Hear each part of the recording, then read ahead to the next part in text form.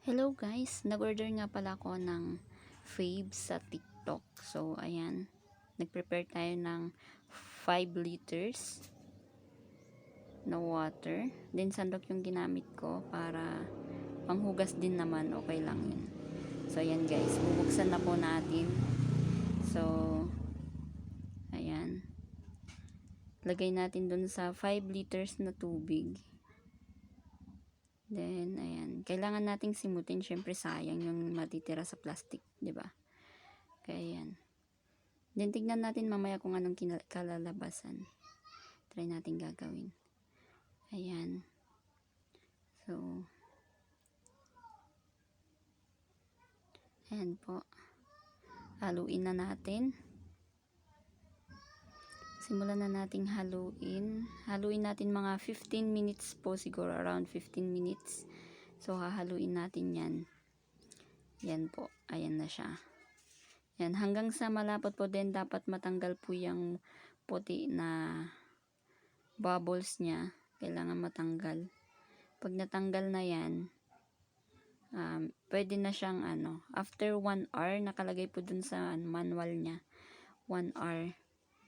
Kailangan, wag mo na siyang galawin.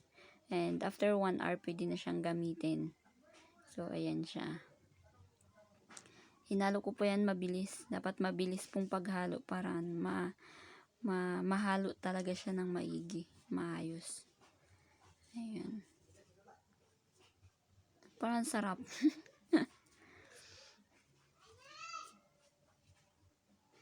Ayan po. So, hinalo ko talaga ng maigi yan. Yan, pwede na. Pwede na. Wala na yung mga puti na bubbles niya. So, ayan guys. Tatakpan muna natin siya after 1 hour. Tanan! Pwede na. So, natural lang yan guys na may bubbles siya. Pero, maya-maya, konti. Mawawala po yan. Matatanggal po yan. Pero 1 hour ko po siyang yan, try na po natin. Lagay natin sa maliit na planggana. Lagyan natin ng water. Then, diretso hugas na tayo dyan guys. Ayan. Bula. Grabe. Matatanggal po yung yung mga sebo-sebo. Galing. Galing ng fave. Favorite ko na ngayon. Yan, fave. Paborito ko nang orderin po yan. Actually, 2 times ko nang order yan. Ngayon lang ako nakapag-video. So, ayan. Gusto ko siyang i-vlog. Ayan, ganda. Order na kayo, guys. Pin ko yung ilalagay ko yung yung link mamaya. Para kung saan nyo mabibili yung itong fave na ito. Legit. Super.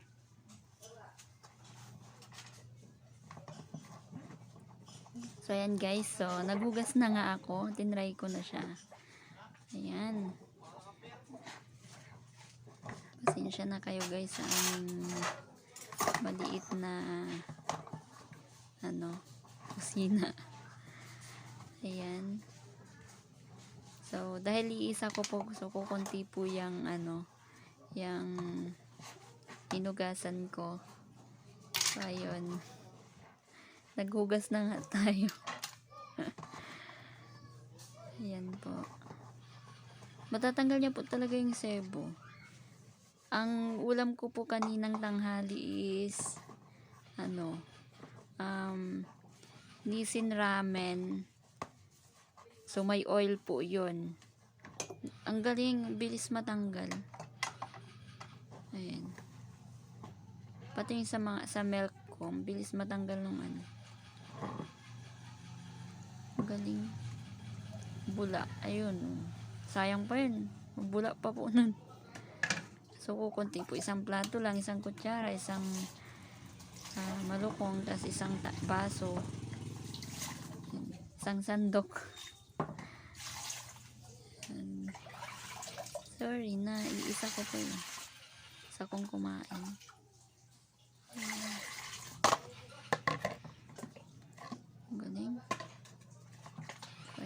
Ay, sorry, natakpan. Ayan po. Hugas muna tayo, guys. Enjoy your watching. So, ayun.